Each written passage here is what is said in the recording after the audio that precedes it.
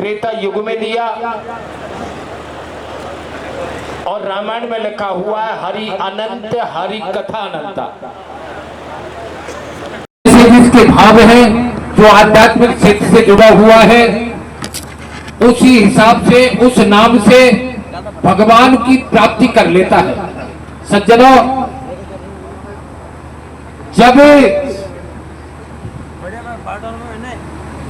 मां सीता जी को वनवास मिल गया और वनवास काट करके वापस अयोध्या में आ गई, अवधपुरी में बैठे हुए थे और बैठे बैठे जितने भी नर नारी थे सभा भरी हुई थी। राजा दशरथ चले गए। राजा दशरथ के जाने के शोक में मां कौशल्या को बड़ा मन में ख्याल आया, लेकिन मन में ये सांत्वना भी थी कि मेरे पुत्र रूप में त्रिलोकी के नाथ आए हैं। सज्जनों, कौशल्या अयोध्या की बढ़ाई करती है। आप रसिया के माध्यम से सुने किस तरह से कहती है, अवध तो में सुख पावे मेरो जीव अवध तो में। तो किस तरह से बढ़ाई अयोध्या की करती है, क्या होता है रे भैया?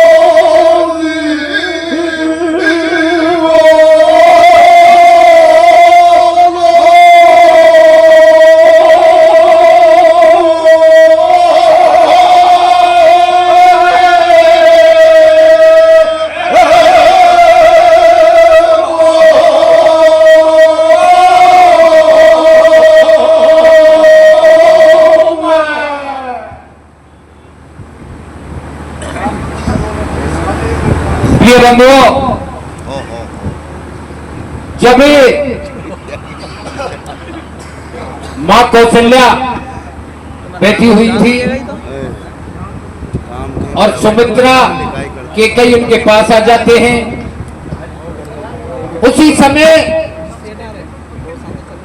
सीता जी को बुलवाया और सज्जनों आपस में वार्ता करने लगे कि आज करवा चौथ का व्रत है।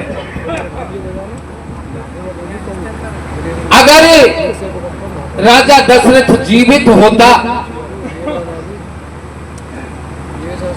तो हम भी व्रत रखते, लेकिन सीता जी को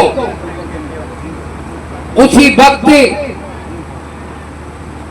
मां कौशल्या पूछने लगी कि बेटी करवा चौथ के दिन पति के दर्शन करके और तब भोजन करते हैं। बहुत सी मेहरबानी देते हो, पता ही ना है कि क्यों ये व्रत रखे जाए या चंदा माओ क्यों ढूके। बिन को ध्यान रहे चूरमा पिंडा बने धरे रहे कि कभी आफित कटे उग्या भर जेले। लेकिन सज्जनों बड़ा रहस्य छुपा हुआ है इसमें। सीता जी को बुलवाया और सीता जी से पूछा कि बेटी तू लंका में थी, तूने करवा चौथ का व्रत रखा अपनी पति के दीर्घायु के लिए या नहीं रखा? सज्जनों उससे पूछती है और मां सीता बताती है कि मां मैंने व्रत रखा था। सज्जनों किस तरह से कौशल्या सीता जी को पूछती है और क्या होता है रसिया के माध्यम से पता लाला भक्ते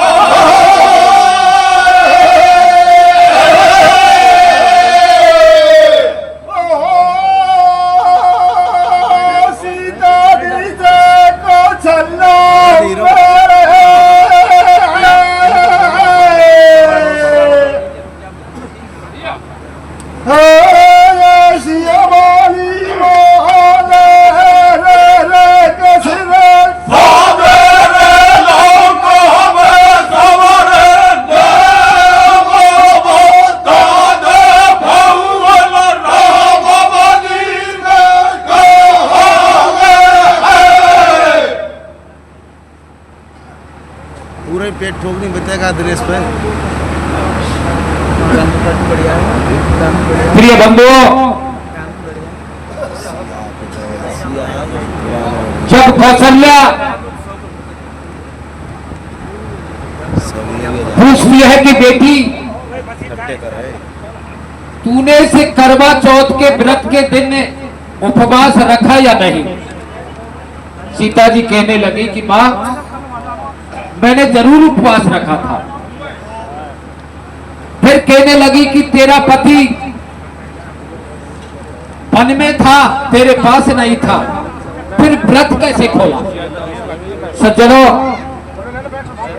उसी समय मां सीता जी कहने लगी कि भैया मैंने चंद्रमा में दर्शन करे। सज्जनों सीता जी ने भगवान श्री राम से प्रार्थना की थी कि हे परमेश्वर या तो मुझे दर्शन दे दो और अगर दर्शन नहीं दिए तो मैं प्राण त्याग दूंगी। भगवान श्री राम मर्यादा पुरुष थे और भगवान राम के आराध्य थे कौन? शंकर भगवान। भगवान भोलेनाथ को याद किया कि स्वामी और एक जेब में मेरी भार्या मेरी स्त्री निकालो और एक। प्राण त्याग देगी, मैं उनको कैसे दर्शन दे सकता हूं? सज्जनों, उसी समय भगवान भोलेनाथ ने चंद्रमा को उतारा। भोलेनाथ के ललाट पर चंद्रमा था, चंद्रमा को उतारा और चंद्रमा से कह दिया कि तू इतनी जगह दे दे जिसमें भगवान का रूप समा जाए। सज्जनों, भगवान श्री राम का रूप चंद्रमा में प्रकट हो गया और सज्जनों, मां सीता उस रूप को देखती है और उसी से उपवास खोलती है। इस बात को कौशल्या को सुनाती है कि मैया, मैंने तेरे बेटा के दर्शन करके सब उपवास खोलो, वैसे नहीं खोलो। तो किस तरह से कहती है, क्या होता है बेटा, कैसे समझा रही है? सो के खोल लेगा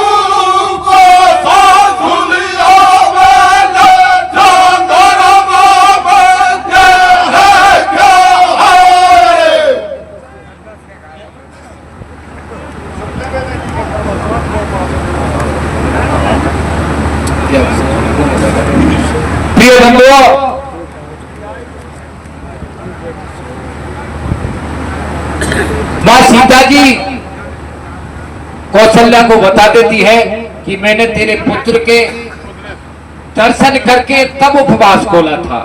आज भी वही नियम बना हुआ है।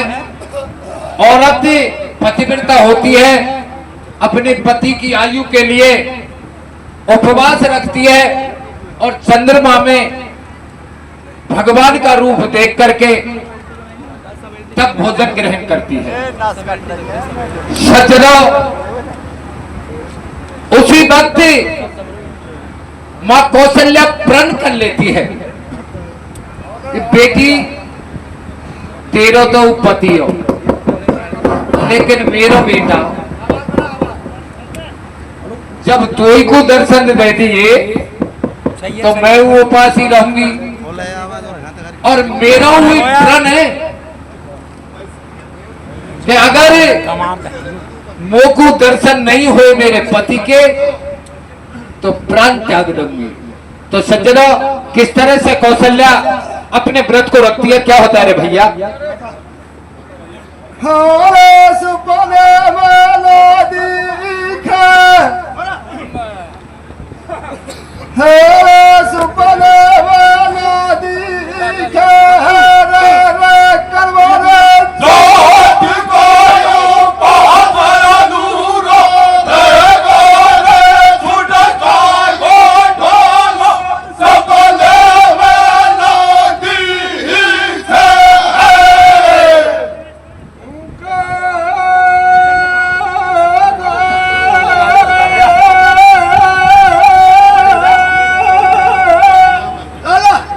जा फरक हो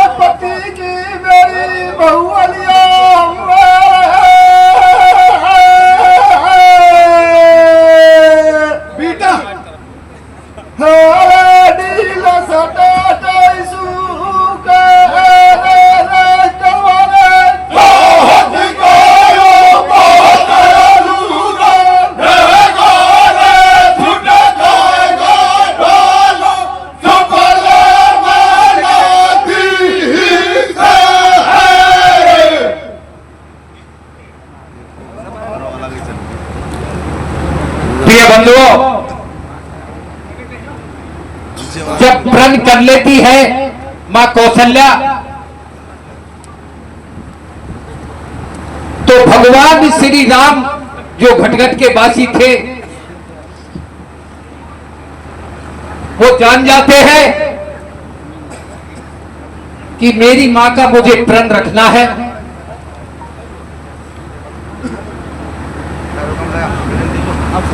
सज्जनों,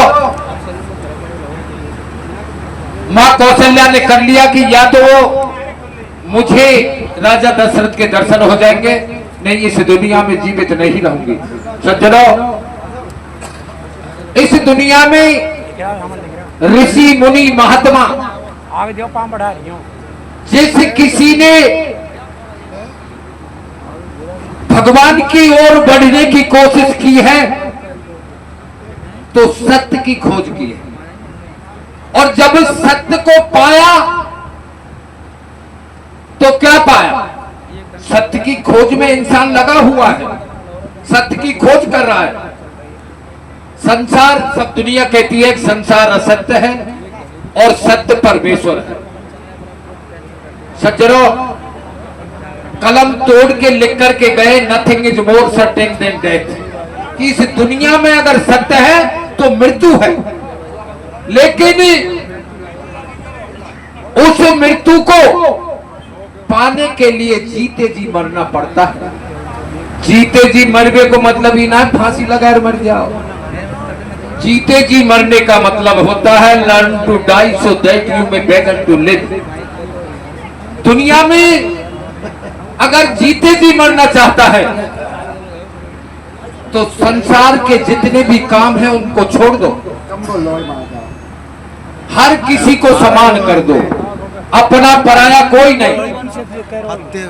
जो भी इंसान है उसके अंदर जीवात्मा है, वो भगवान का स्वरूप है। इस तरह से जब मान लेगा तो परमेश्वर की प्राप्ति कर लेता है। सज्जना, कौशल्या कैसे कहने लगी, क्या कहती है भैया? भैया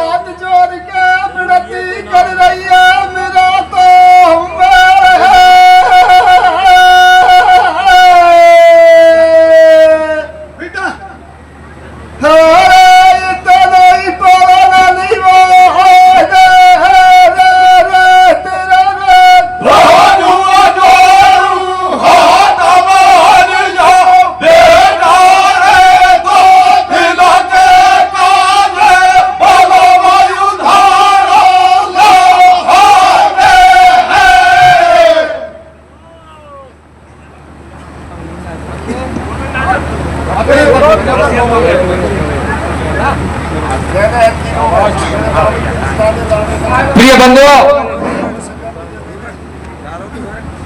भगवान श्री राम के पास में पहुंच जाती है कौशल्या मां और कहने लगी कि बेटा, तेरे पिता को 2 दिन को लिया।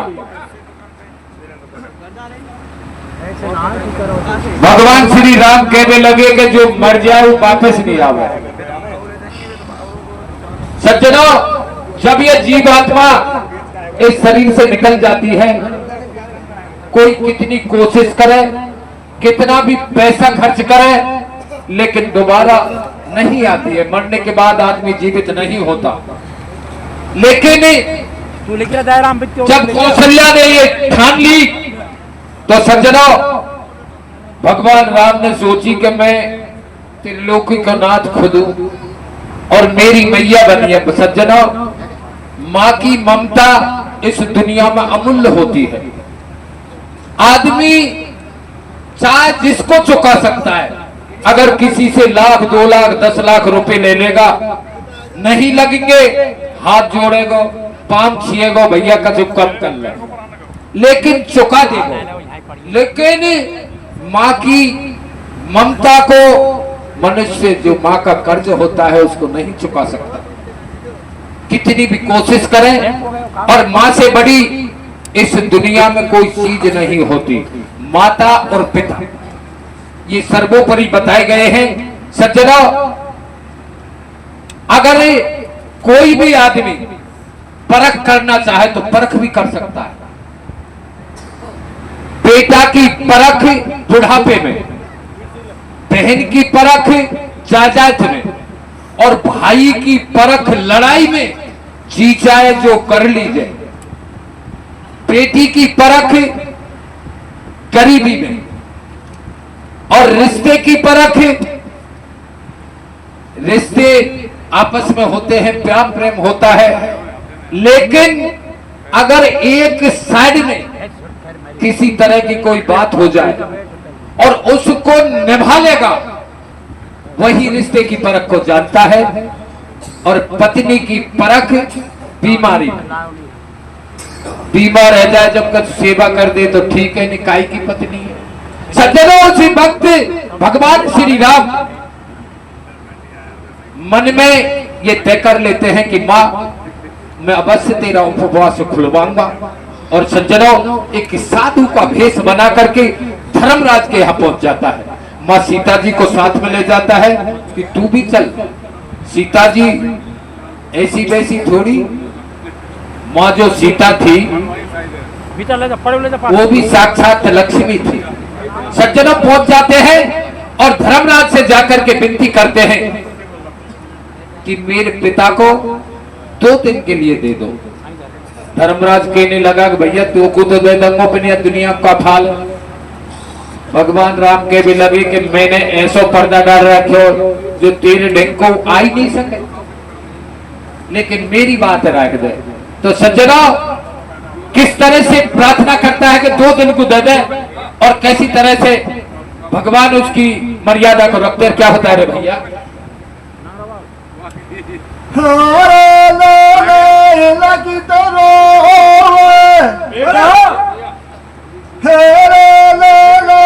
लगी मेरा रे बाबू ने दुआ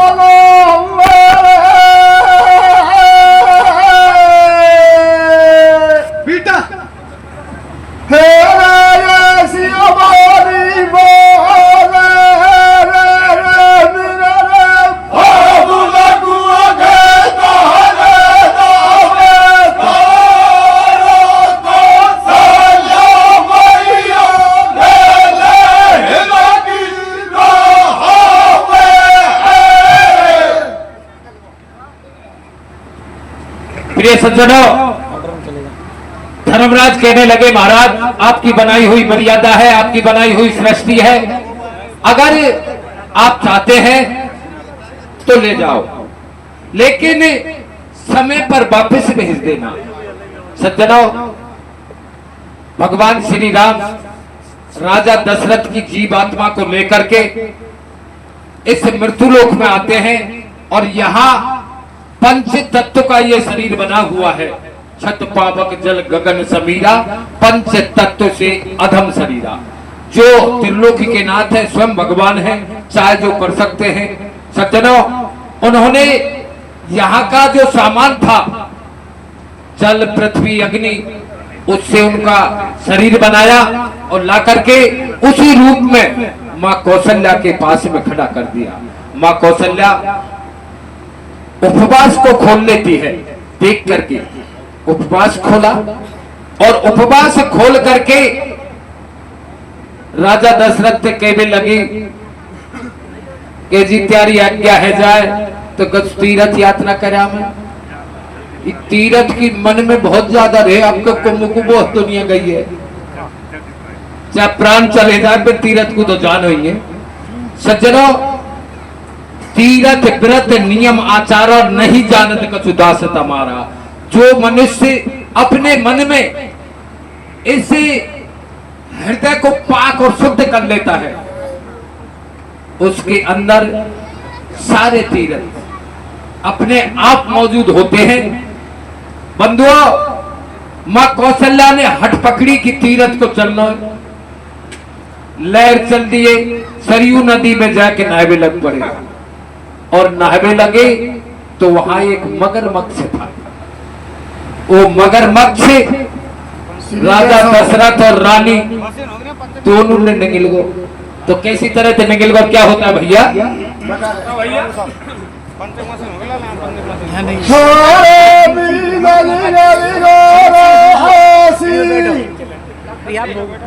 भैया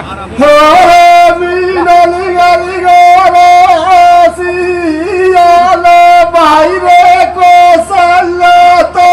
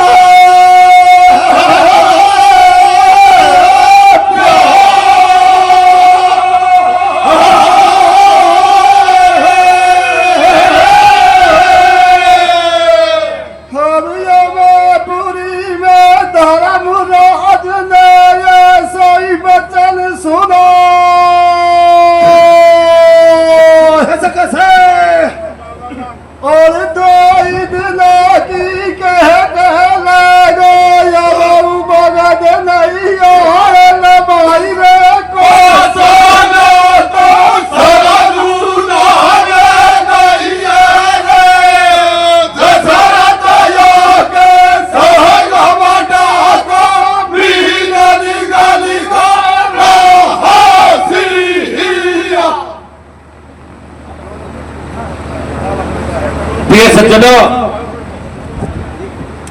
राजा रानी को एक मगरमच्छ निगल जाता है। इधर धर्मराज के यहां समय पूरा हो जाता है। धर्मराज के यहां समय पूरा हुआ। धर्मराज सोचने लगा कि भगवान राम लेके नहीं आए, राजा दशरथ है। लेकिन राजा और रानी तो मगरमच्छ के पेट में बैठे। और सज्जनों, रानी कौशल्या मगरमच्छ के पेट में गर्भवती हो जाती है।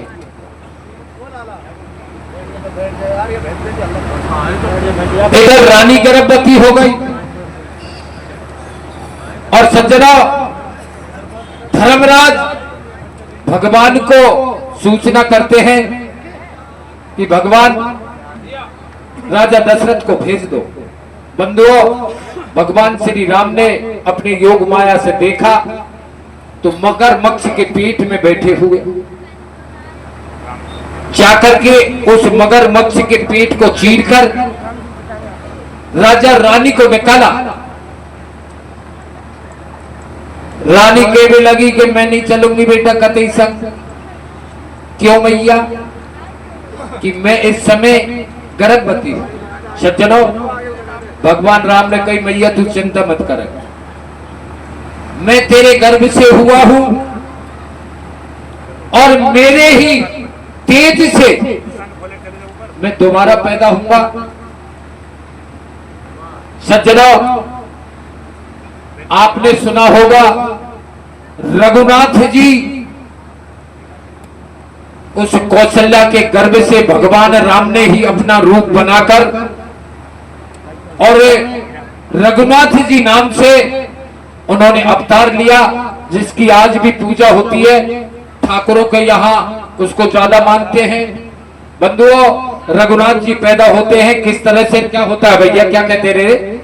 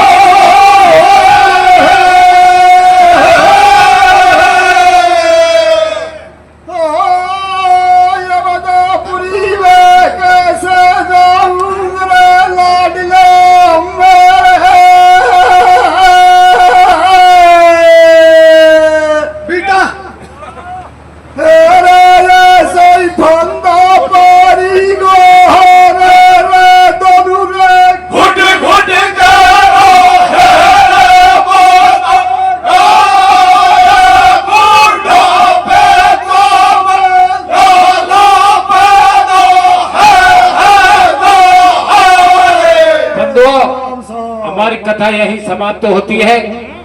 सज्जनों,